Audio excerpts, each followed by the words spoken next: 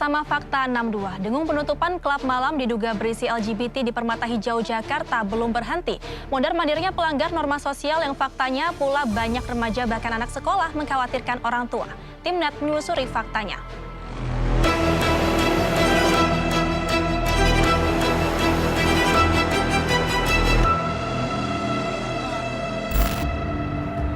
Lebih dari 1 minggu sejak penutupan LE Bunker Bar yang ada di Grand ITC Permata Hijau akibat adanya dugaan kegiatan seksual menyimpang ini telah berlangsung. Lantas bagaimana kegiatan tabu LGBT ini yang sebagian besar pesertanya adalah para remaja ini berlangsung? Ikuti penelusuran faktanya. Polemik kegiatan melanggar norma sosial di Bunker Bar Grand ITC Permata Hijau sejatinya sudah diendus warga sejak November. Bunker Bar yang lebih kurang telah setahun beroperasi di Rubana atau ruang bawah tanah, kemudian disurati masyarakat pada 26 Desember 2024. Masa juga sempat sweeping di tanggal 25 Desember, kemudian melaporkan temuan ke perangkat pemerintahan 20 Desember 2024. Mediasi di tingkat kecamatan sejatinya mencapai titik temu ketika ada kata sepakat LE Bunker Bar stop beroperasi malam tahun baru. Akan tetapi ternyata masih ada kegiatan. Berujung dibubarkan gabungan warga. Saat pembubaran terungkap pengunjungnya pemuda usia sekolah, remaja dan pemuda usia 20-an. Tak ada yang ditahan polisi lantaran sukarela membubarkan diri. Ya, setelah kita menerima laporan dari warga bahwa di salah satu kafe di Permata Hijau ada keributan, kemudian dari anggota Polsek Kebayoran Lama mendatangi lokasi kejadian. Setelah itu kita rela ya, kita sudah menemui dari karyawan kemudian dari warga apa yang terjadi, itu yang kita tanyakan. Ya kalau ini memang masih di dalam. Ya, semua sudah kita minta keterangan yang melihat, mendengar, atau yang mengetahui kejadian itu. Itu yang kita kumpulkan untuk sementara ini. Banner bertuliskan tutup permanen diketahui terpampang di Bunker Bar 1 hari pasca kejadian. Pemerintah bersama perwakilan warga juga kini tengah membahas terkait pencabutan izin usaha Bunker Bar.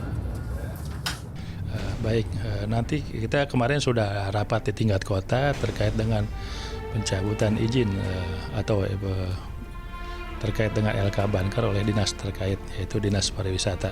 Mungkin ini kasusnya ya terkait dengan proses LGBT ya, itu rentan sekali di Global Utara karena Global Utara warganya yang agamis dan religius. Mereka tidak ingin ada kasus-kasus itu, apalagi prostitusi, narkoba, bahkan judi dimanfaatkan oleh bar-bar yang ada di wilayah Kelurahan Global Utara.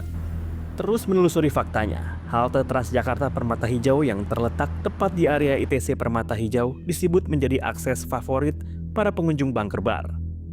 Selain menggunakan kendaraan pribadi, disinilah para peserta pesta dari berbagai penjuru kota berdatangan mulai pukul 10 malam. Dari halte, masuk mall. Ini dia, Bunker Bar. Bangunan dengan luasan kurang lebih 300 meter persegi ini beroperasi di lahan bekas supermarket yang tutup di masa pandemi. Bar secara aktif rutin mengunggah berbagai kegiatan melalui akun sosial medianya. Akun juga banyak di-tag peserta pesta. Dan seperti inilah lokasi dari LE Bunker Bar yang terletak di ruang bawah tanah gedung ITC Cempaka Mas. Kalau tadi saya sudah ditunjukkan begitu jalan untuk masuk ke area lokasi ini, memang kesan yang saya dapatkan ini adalah jalanan yang cukup tersembunyi begitu di area pinggir, karena ini juga berada di area pojok dari ruang bawah tanah atau basement. Dan memang hal-hal seperti inilah yang mungkin menurut kami ini mendukung dari kegiatan yang ada di dalam LE Bunker Bar ini terkesan luput dari pengawasan.